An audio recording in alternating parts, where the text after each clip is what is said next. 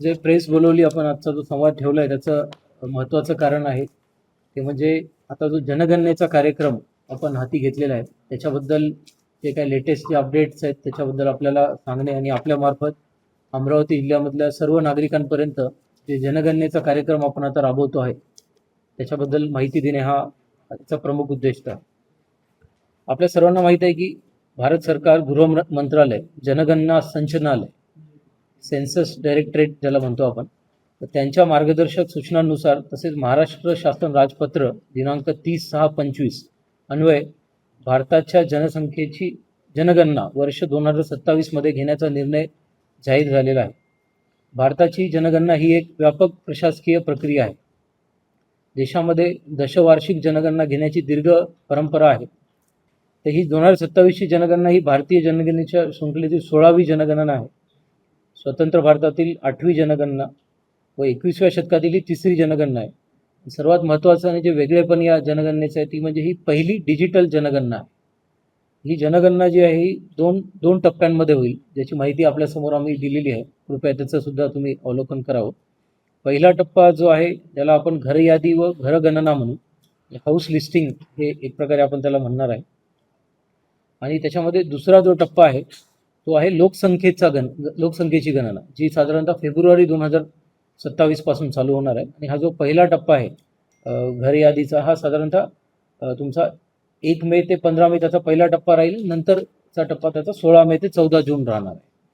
असा हा घर यादी घरगणना राहणार आहे. आणि जो ॲक्च्युअली जी जनगणना आपली म्हणा किंवा लोकसंख्येची गणना म्हणू आपण, तर ती फेब्रुवारी 2027 पासून चालू करण्याचं नियोजित आहे.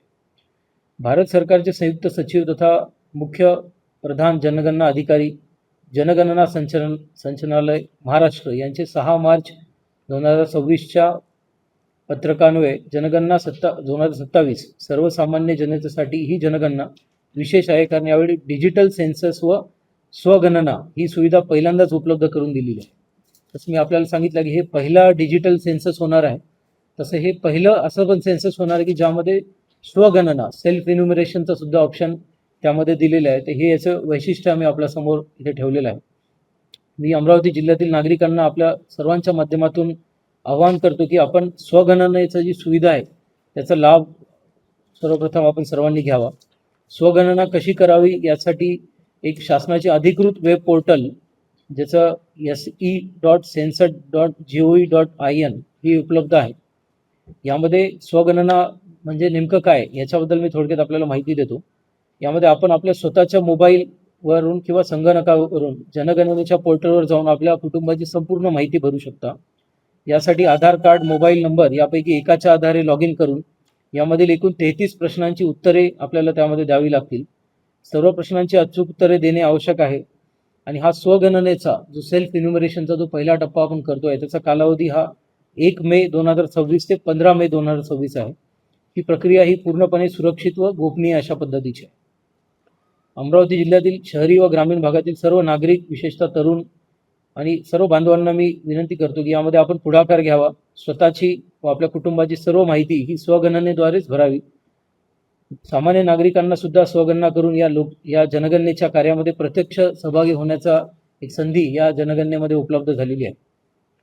अमरावती जिल्ह्यामध्ये जनगणनेसाठी अमरावती जिल्ह्यातील ग्रामीण क्षेत्रात व शहरी क्षेत्रात ज्यामध्ये नगरपंचायती व नगरपालिका आहेत असे एकूण आम्ही 4499 घर यादी गट बनवलेले आहेत. आणि एक घर यादी गट हा जवळपास 180 ते 200 घरे म्हणजेच 650 ते 800 लोकसंख्येचा आम्ही बनवलेला आहे, ज्याला आपण इन्युमरेशन ब्लॉक म्हणतो इंग्रजीमध्ये.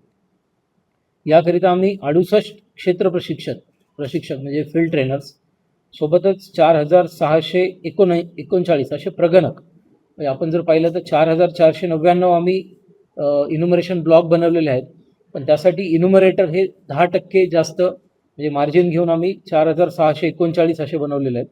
आणि या प्रत्येक हे जे प्रगणक आहेत, इन्युमरेटर्स आहेत, त्यांच्या प्रत्येकी 6 मागे एक आम्ही पर्यवेक्षक पण नेमलेले आहेत. म्हणजे प्रत्येक 6 प्रगणकांमागे एक तुमचा पर्यवेक्षक राहील. अशा पद्धतीने 813 पर्यवेक्षकांच्या नियुक्त्या सुद्धा आम्ही केलेल्या आहेत. प्रगणक व पर्यवेक्षक यांचे प्रशिक्षण सुद्धा 23 एप्रिल 2000 पासून ते 8 मे या कालावधीमध्ये चार्ज अधिकारी या स्तरावर देण्यात येणार आहे. ऑलरेडी जे चार्ज अधिकारी आहेत म्हणजे जे तहसीलदार आणि नायब तहसीलदार आहेत, महापालिका क्षेत्रामध्ये आपण महापालिकेची सुद्धा यंत्रणा यामध्ये चार्ज अधिकारी म्हणून दिलेली आहे, तर त्यांचं आपण प्रशिक्षण ऑलरेडी घेतलेलं आहे. आता प्रगणक व पर्यवेक्षक यांचं जे प्रशिक्षण आहे ते 23 एप्रिल ते 8 मे या कालावधीमध्ये घेणार आहोत. जे नागरिक तंत्रज्ञान वापरू शकत नाहीत किंवा ज्येष्ठ नागरिक आहेत त्यांच्याकडे मोबाईल नाही अथवा ज्यांनी स्वगणना केलेली नाही, तर तुम्ही आपल्याला सांगितलं की पहिला टप्पा आपल्याला स्वगणनेचा करायचा आहे, जो की 1 मे टू 15 मे राहणार आहे.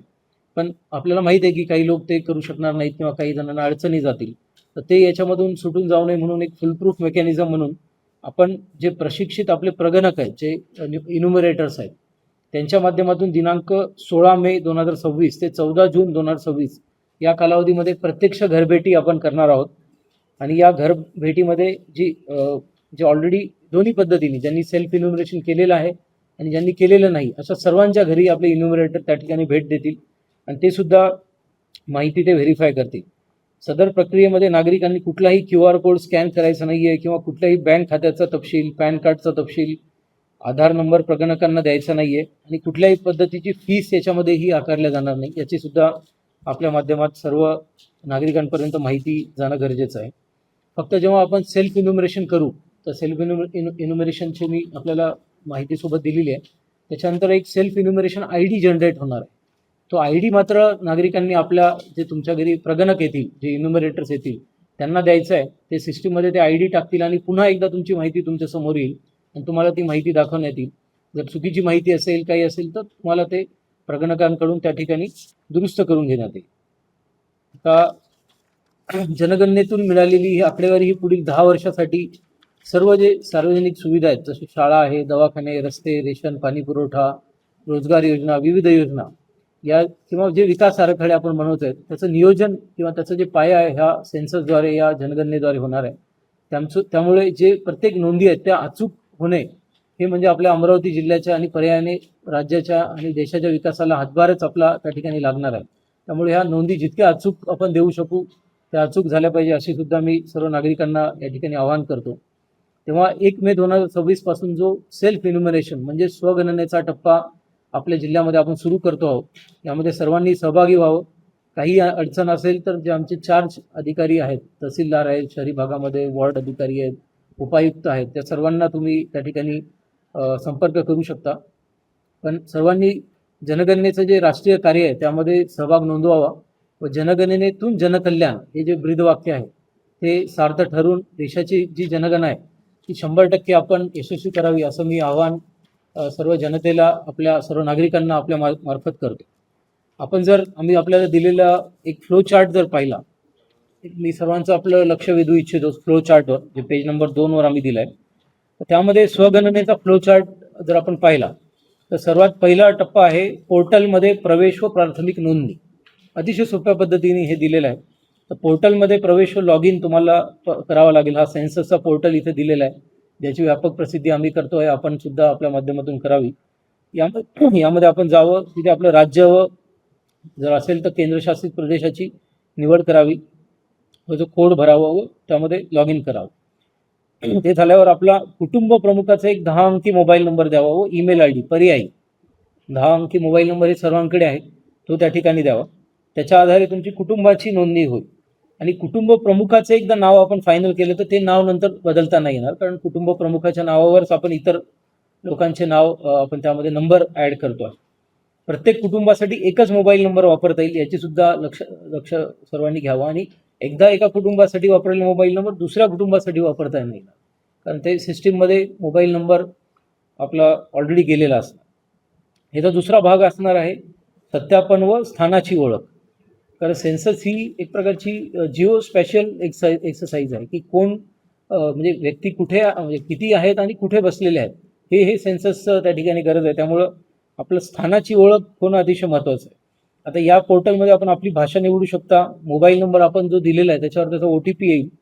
त्याच्यानंतर आपण आपल्या जिल्ह्याची निवड करणे, पिनकोड भरणे, गाव, शहर व स्थानिक क्षेत्राची माहिती भरणे. आणि जसं आपण पाहतो की कुठलेही आपण जेव्हा गुगल मॅप ओपन करतो तो एक आपलं स्वतःचं लोकेशन ते रेडमध्ये त्यामध्ये दिसते, तर तसंच आपल्या घरावर तो ड्रॅग करायचा आहे आपल्याला आणि तिथे जाऊन लाल मार्कर आपल्या घरावर ते घेऊन जाऊन आपलं घर त्यामध्ये सुनिश्चित करायचं. तर अशा पद्धतीने एक सेकंड स्टेप आहे. थर्ड स्टेपमध्ये आहे प्रश्नावली. तर घर यादी घर व घरांच्या गणनेची प्रश्नावली भरावं. मदतीसाठी तुम्हाला FAQs पण आहेत आणि आवश्यक सूचना आहेत. तर आम्ही तुम्हाला एक आणखी जनगणनेमध्ये जे 33 प्रश्न विचारले जाणार आहेत तर त्याची सुद्धा आपल्याला यादी पुरवलेली आहे. ती आली आपल्या सर्वांकडे. तर आपण जर साधारणतः पाहिलं तर 4 कॅटेगरीमध्ये ते प्रश्न विभागलेले आहेत. त्यामध्ये घरांची स्थिती, त्यामध्ये कुटुंबाची माहिती, कुटुंबास उपलब्ध असलेल्या सोयीसुविधा व कुटुंबाने धारण केलेले मालमत्ता व इतर माहिती. अशा पद्धतीने या 4 कॅटेगरीची माहिती या 33 प्रश्नांमध्ये आपल्याला त्या ठिकाणी भरायची आहे. आणि त्याच्यानंतर त्याचं प्रिव्ह्यू तुम्ही करू शकता. आवश्यक असल्यास त्यामध्ये बदल करू शकता व सबमिट करू शकता. त्याच्यानंतर त्याचं अंतिम सादरीकरण आहे. पुष्टी करा व सबमिट करा. त्यानंतर सबमिट केल्यानंतर मात्र यामध्ये बदल नाही करता येणार आपल्याला. आणि स्वगणनाचा ID त्या ठिकाणी 11 अंकी तुमचा जनरेट होईल. आपल्याला दिलेल्या याच्यामध्ये आम्ही इथं येलो बॉक्स जो दिलेला आहे त्याच्यात त्याची माहिती दिली आहे की SEID म्हणजे सेल्फ इन्युमरेशन ID हा त्या ठिकाणी मिळणार. हा 11 अंकी ID असणार, ज्याची सुरुवात ही H या अक्षराने होईल. हा क्रमांक SMS किंवा ईमेलद्वारे तुम्हाला पाठवण्यात जाईल. जो आपला मोबाईल क्रमांक आपण यामध्ये दिलेला आहे त्याच्यावर तो त्या ठिकाणी पाठवला जाईल. तर ही सर्व जे आपल्याला अनुभाग 1, अनुभाग 2, अनुभाग 3 ही जी काही कारवाई करायची आहे ती आपल्याला 1 मे ते 15 मेच्या दरम्यान करायची. 1 मे ते 15 मेच्या दरम्यान जेव्हा ही कारवाई होईल त्याच्यानंतर 16 मे पासून ते 14 जूनपर्यंत हे आपले प्रगणक घरोघरी भेटी देणार. हाऊस लिस्टिंग ऑपरेशन आपण त्याला त्या ठिकाणी म्हणू. प्रगणकाद्वारे घरगणना. आपण सुरुवातीचा जो टप्पा 1 मे ते 15 मे त्याला आपण स्वगणना म्हणतोय, सेल्फ इन्युमरेशन. दुसरा जो टप्पा आहे त्याला आपण प्रगणकाद्वारे घरगणना म्हणजे हाऊस लिस्टिंग ऑपरेशन म्हणतोय. यामध्ये प्रगणक आपल्या घरी त्या ठिकाणी भेट देतील व त्यांना प्रगणकांना प्रत्येक नागरिकांनी किंवा प्रत्येक कुटुंब प्रमुखांनी जो त्यांचा SEID जनरेट झालाय तो त्यांना द्यायचा आहे. ते आपल्या सिस्टीममध्ये टाकतील. पुन्हा ती माहिती त्यांच्या समोर येईल. पुन्हा ती माहिती त्यांना सत्यापन करायची आहे की जर SEID अधिकृत नोंदीशी जुळत असेल तर खात्री करून आपली माहिती स्वीकारली जाईल. जर SEID जुळत नसेल तर प्रगणकाकडून नव्याने ती माहिती संकलित केली जाईल. याच कालावधीमध्ये अशा सुद्धा लोकांकडून आपण माहिती करून म्हणजे आपण घरोघरी जाणार आहे प्रगणक, आणि ज्यांनी सेल्फ इन्युमरेशन करू नाही शकले. कारण शेवटी ही व्हॉलंटरी एक्सरसाइज सेल्फ इन्युमरेशन करणं. सेल्फ इन्युमरेशन ज्यांना करता नाही आलं आपण तर प्रमोट करणार आहे सेल्फ इन्युमरेशनच करावं जास्तीत जास्त लोकांनी. पण ज्यांना कुठल्याही तब्येतीच्या कारणास्तव किंवा टेक्नॉलॉजी किंवा मोबाईल वापरता नाही आला या कारणास्तव जर ते करू नाही शकले तर हे आपले जे प्रगणक आहेत ते त्या दरम्यान ते करून घेतील. हा कालावधी राहणार आहे आपला 16 मे ते साधारणतः 14 जूनचा हा कालावधी आपला राहणार. तर हे तिन्ही भाषांमध्ये मराठी, हिंदी आणि इंग्रजी याच्याबद्दल आपल्याला आम्ही दिलेलं आहे. आपल्याला आपल्या वर्तमानपत्राच्या जो रीच आहे त्यानुसार आपल्या ऑडियन्सनुसार आपण ते आपल्या याच्यामध्ये ते छापावं असं मी आपल्याला विनंती करतो.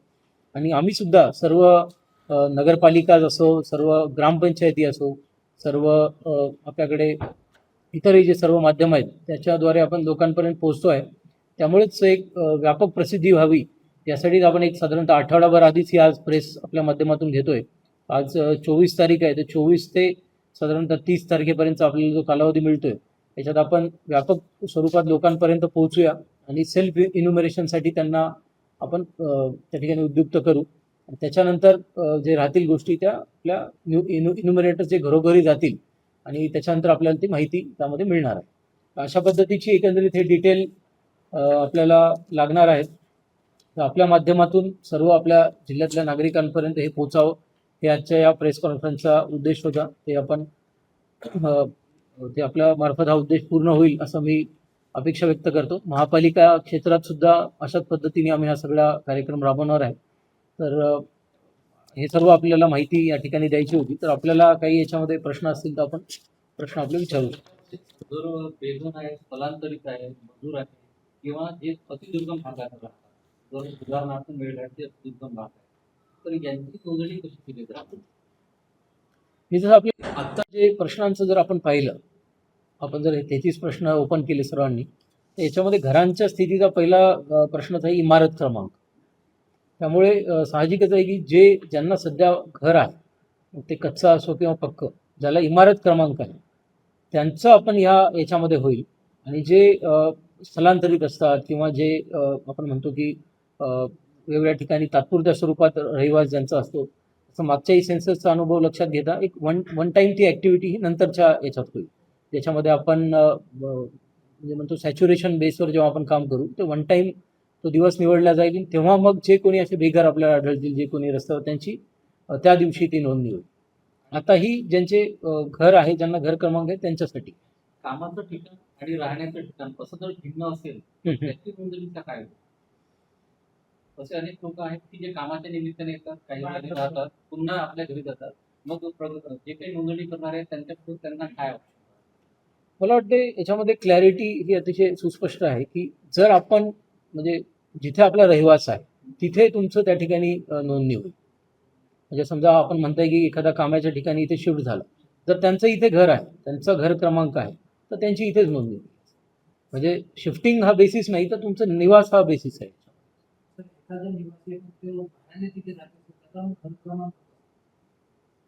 आपला त्याचा घर क्रमांक असतो ना आपल्याकडे. घराचा मालक दुसरा राहील, पण तो तिथं भाड्यानं जाऊन जातो. तो घर क्रमांक त्याचा टाकतो, मालकाचा राहील. तुम्ही म्हणताय की तुमच्या घरावर कसं नोंदवलं मला प्रश्न कळाला तुमचा. तुम्ही म्हणताय की भाई G+1 घर आहे, हा. खाली मालक राहतो, वर मालक राहतो, खाली किरायदार राहतो, तर त्याला तो नंबर आपण देणार का? तर मला तर वाटते घर नंबर देणार आपण, कारण आपली जी माहिती आहे ती इमारत क्रमांकावर आहे. त्यामुळं त्याचं काही अडचण नाही. आणि किरायाने राहतो त्याच्या पुढे आहे ना की भाई तुमचं स्वतःचं घर आहे की नाही, हे प्रश्न पहा ना तुम्ही. हे 33 प्रश्न जर आपण पाहिले तर याच्यात पहिला काही इमारत क्रमांक, त्याच्यानंतर तुमचा गणना घर क्रमांक, गणना घराच्या जमिनीसाठी 13 नंबर 13 नंबर मालकी हक्क. मालकी हक्काची स्थिती. तर त्याच्यात ते मालकीचा आहे की भाड्याचा आहे तो मुद्दा येऊन जाईल त्याच्यात. उदाहरणार्थ एका व्यक्तीला गावाची घर आहे, नामरोजी घर आहे.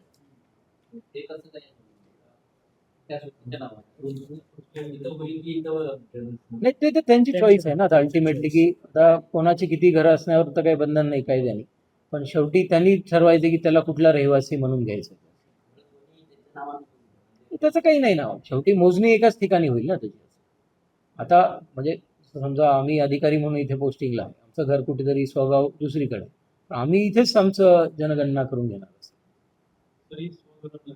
एकदा आपण लॉगिन केलं असेल, संबंधित वेळ करून मग कुटुंबातल्या सर्व सदस्यांसाठी प्रत्येक वेळेस करावं लागेल की एका लॉगिनमध्ये सर्व करतात? प्रत्येक घरासाठी एक लॉगिन, आणि त्या लॉगिन ते पण मोबाईल बेस्ड राहणार आहे. म्हणूनच आपण तसं आग्रह करतो की आग्रह म्हणण्यापेक्षा ते कंपल्सरीच आहे की एकदा जो मोबाईल नंबर आपण दिला तोच त्याचाच, म्हणजे ते घराच्या सर्व सदस्यांसाठी त्याच मोबाईल नंबरवर माहिती भरल्या जाईल. येस. रेशन कार्डवर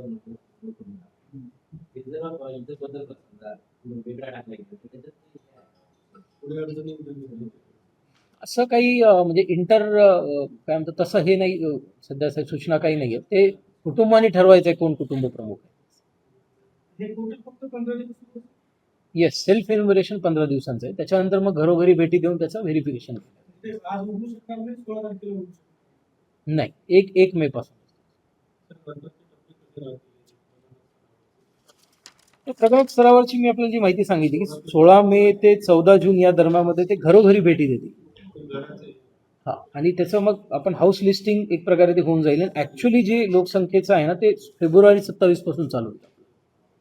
की भाई आता आपण काय म्हणतोय की या घरात 5 लोक राहतात, तर ते 5 कुठले लोक राहतात त्यांचं डिटेलिंग ते याच्यात राहील. आता याच्यामध्ये फक्त किती लोक कुटुंब राहतात, किती लोक राहतात एवढंच सांगायचं आपल्याला, तर ते नेक्स्ट याच्यात राहील.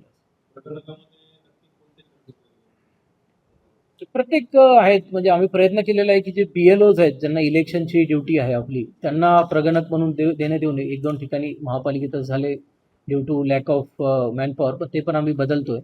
आम्ही प्रयत्न असा केलेला आहे की जे इलेक्शनचं काम आहे, कारण आता आपल्याला SIRची पण मोठा ऍक्टिव्हिटी घ्यायची आहे, तर इलेक्शनचे जे BLOs आहेत आपले ते आणि प्रगणक आपले हे वेगळे याचं आम्ही खात्री केलेली आहे.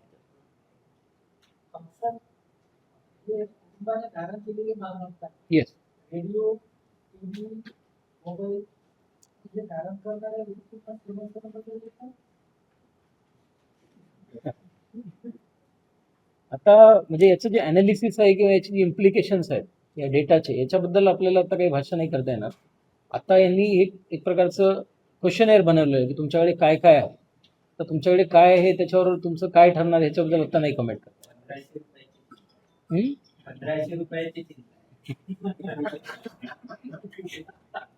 तर या जे काही नोंदणी करणारे कर्मचारी आहे यांना ऐनवेळी येणाऱ्या समस्यांसाठी काही महापालिका स्तरावर किंवा जिल्हाधिकारी स्तरावर कशा प्रकारच्या समस्या ऐनवेळी समस्या जसं आपण नाही, मी निश्चित तेच सांगतो आपल्याला की हे सगळे आम्ही हे बघा, प्रत्येक जे इन्युमरेटर्स आहेत त्यांच्यावर आम्ही सुपरवायझर नेमले. सुपरवायझरच्यावर चार्ज ऑफिसर आहेत जे की तहसीलदार रँकचे आमचे सगळे अधिकारी, नायब तहसीलदार आहेत काही ठिकाणी, महापालिकेमध्ये पण उपायुक्त सहाय्यक आयुक्त दर्जाचे आहेत. त्यामुळे सगळे जबाबदार अधिकाऱ्यांचं आपण नियुक्ती केली, त्यांचं ट्रेनिंग पण तसं घेतलेलं आहे.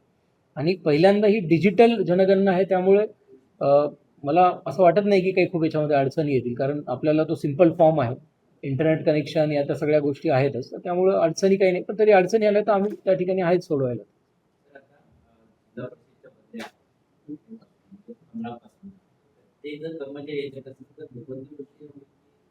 जे जिल्हा परिषद कर्मचारी जनगणनामध्ये ड्युटी आहे त्यांची बदली होणार नाही यावर्षी. बाकी जणांची होईल. शासनाचे निर्देश.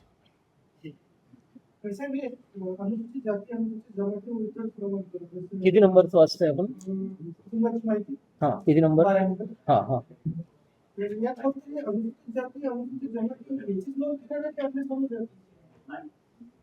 इतर मागास प्रवर्ग लिहिले ना, इतर प्रवर्गातील इतर SC ST इतर प्रवर्गातील.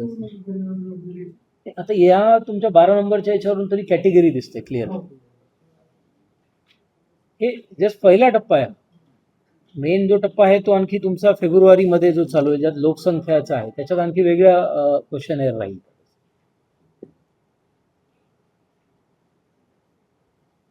आणखी काही प्रश्न नसतील तर मध्ये राहणाऱ्या लोकांनी नोंदणी कशी करायची? ओके. मध्ये करायची की अवेगळी करायची? किती नंबरचा प्रश्न आहे आपला? त्याच्यामध्ये कुटुंबाची माहिती.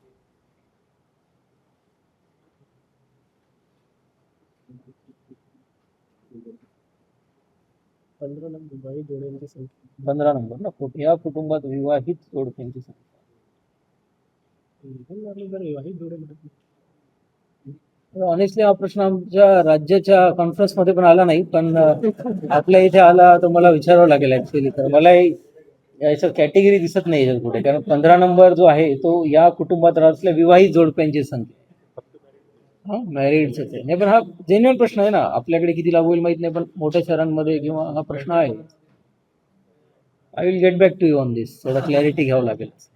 सर मेरे घर में जैसे 5 मेंबर है, मैंने एंट्री कराई थी, उसमें से एक आदमी की डेथ हो गई, फिर भी मैंने एंट्री कराई थी, फिर उसका कैसा पता लगा?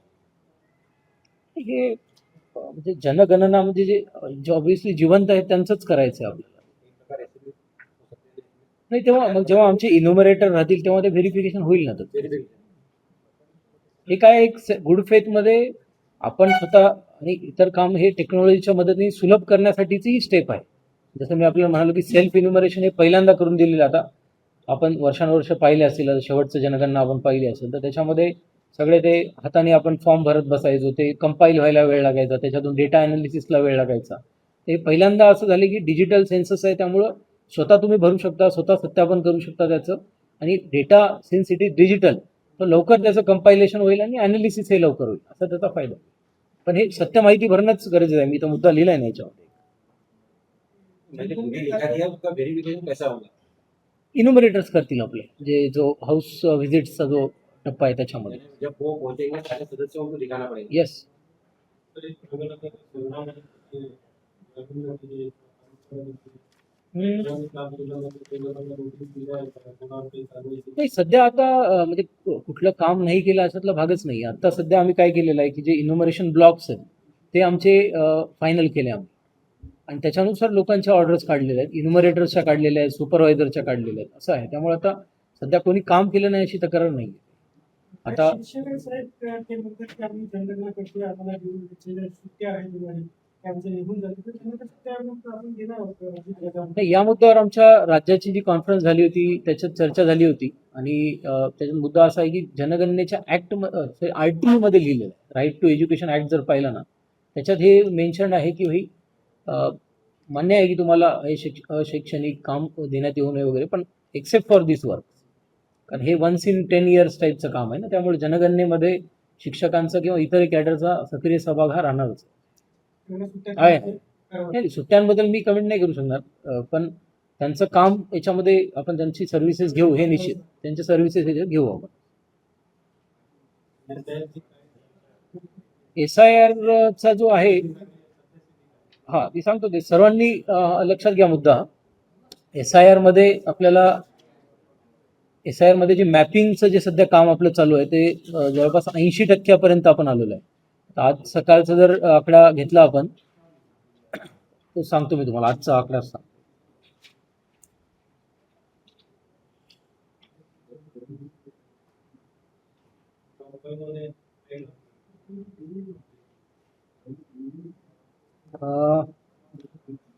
महाराष्ट्रामध्ये फक्त 10 जिल्हे आहेत की ज्यांचं मॅपिंग 80%च्या वर झालेलं आहे, तर त्या 10 मध्ये आपण आहे. थँक्यू. एकूण आपल्याला 25,93,398 आपले मतदार आहेत.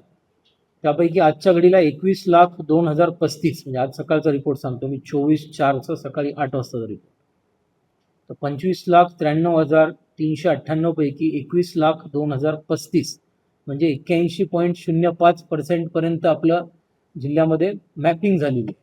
आता मॅपिंगचा अर्थ काय की आज तुमचं जे नाव आहे मतदार यादीमध्ये, आता आपण हे म्हणजे वेगळा विषय घेतला आहे त्या प्रश्नावरून, तर आज सेन्ससचं सांगत नाही आहे मी, याचं सांगतो आपल्या इलेक्शनचं. तर आजचं तुमचं जे मतदार यादीतलं नाव आहे ते तुमच्या जुन्या मतदार यादीत जे तुमचं ट्रेस केलं आपण 2005च्या, तर ते किती प्रमाणात ट्रेसिंग झालेलं आहे, किती पर्सेंटेजमध्ये झालेलं आहे, तर त्याची पर्सेंटेज आहे 81%. तर आता याच्यामध्ये काय झालेलं आहे की अनेक माझे मतदारसंघ जे आहेत ते 90%च्या वर पण गेलेले आहेत. तर आजचा जर लेटेस्ट आकडा त्याचाही सांगितला तुम्हाला.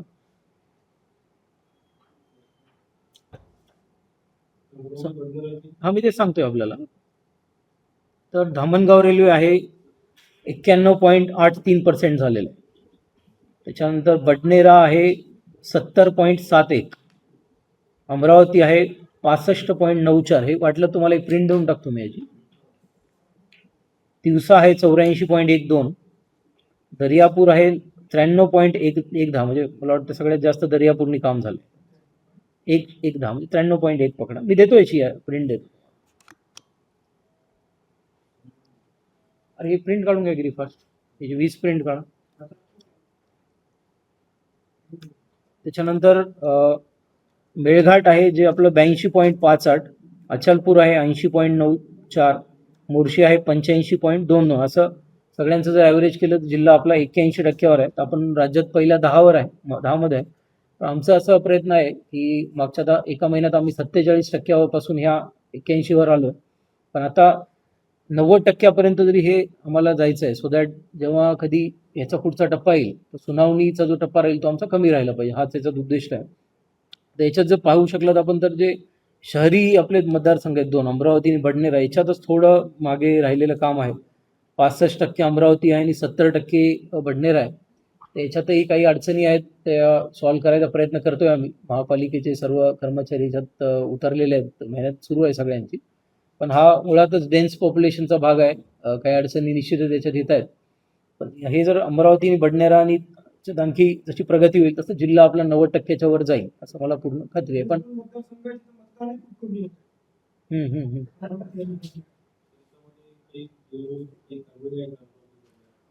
हे आता याच्यात काय आहे, मी आपल्याला सांगतो की जसं मी म्हणतो की जवळपास एक 20-25 दिवसापूर्वी फक्त 47%वर होतो आम्ही, आणि या 20-25 दिवसात 47%वरून 81वर आलो. तर मेहनत प्रचंड झाली सगळ्यात, आमच्या स्तरावर नाही, सगळ्या BLOंना याचं क्रेडिट जाते. मी सुद्धा जिल्हाधिकारी म्हणून जे काही 10 कमी परफॉर्मिंग BLOज आहेत त्यांना इथून मी स्वतः फोन केलेले सगळ्यांना. तर प्रत्येक स्तरावरून मेहनत झाल्यामुळं हा रिझल्ट आला आहे. पण आणखी आम्हाला 10-15% तरी याच्यात वाढ करावं लागेल, सो दॅट मग आम्ही आमचा अचिव्हमेंट 90-95 झाली असं समजू शकतो. पण कारवाईचं आम्ही 1-2 लोकांना नोटीस दिल्या. 1-2 ठिकाणी काय होतं की शिक्षक होते, त्यांना त्यांच्या संस्था या कामामध्ये मदत करत नव्हत्या किंवा त्यांना वेळ देत नव्हत्या. संस्थांना सुद्धा आम्ही मग समजावून सांगितलं की हे पहिल्या प्रायोरिटीने करावं लागतं. अशा पद्धतीने आता लोकांचं सहकार्य मिळालं त्यात. पण जर काम, आणि याच्यात असं पण आहे की एखाद्याला काम होत नाही, समजा एखाद्या आशा वर्कर आहे, एखादा शिक्षक आहे, त्यांना कामात अडचण आहे, तर आम्ही त्यांना मदतीला तलाठी वगैरे पण दिलेलं आहे. त्यांना हेच सांगितलं की काम तुम्हालाच करायचं, कारण शेवटी BLO ॲपवरूनच हे मॅपिंग होते. मदतीला मोबिलायझेशनला तुम्हाला आम्ही लोक देऊ शकतो, पण आम्ही काम करणारच नाही किंवा आमच्याने काम होणारच नाही, तर ती भूमिका काही स्वीकारल्या जाणार नाही. त्याच्यात निश्चित कारवाई करणार आहे. त्याला त्यांना पण ते कोणत्या विभागाने किती काळासाठी घातवला जाईल हा डाटा कुठला कोण म्हणतोय? तो त्याला त्याचा डाटा आणि इतर सरकारी योजना नाही, हे तर आता सगळे NICचेच आपले सॉफ्टवेअर आहेत ना हे सगळे. इतर सरकारी योजना त्याची वापरला जाणार निश्चितच. हे सेन्ससचं आपलं आपण म्हणतो ना की सेन्सस एक प्रकारचा आरसा आहे आपल्या सोसायटीचा. जे सोशो इकॉनॉमिक रियालिटीज आहेत ते त्याच्यातून कळतात. त्याच्याद्वारेच ही सगळी प्लॅनिंग होणार आहे. म्हणजे माझा याचं आपण पहिलं हेच आपण पाहू शकता. पहिला मुद्दाच तो आहे की याचा भविष्यातल्या सगळ्या याच्यासाठीच वापर होणार आहे. नाही, ही सगळी आपली सेन्सस ऍक्टद्वारे आपण करण्यात आलेली ही प्रक्रिया आहे. त्यामुळं त्याची जी डेटा प्रोटेक्शन आणि प्रायव्हसी प्रोटेक्शनची संपूर्ण जबाबदारी घेण्यात आलेली आहे ऑलरेडी. ते फक्त जे यंत्रणाच आहेत ते पण विविध नमुन्यामध्ये जेव्हा किंवा विविध पद्धतीनेच त्याचा पुन्हा ॲनालिसिसचा वापर होईल एवढं मात्र निश्चित आहे.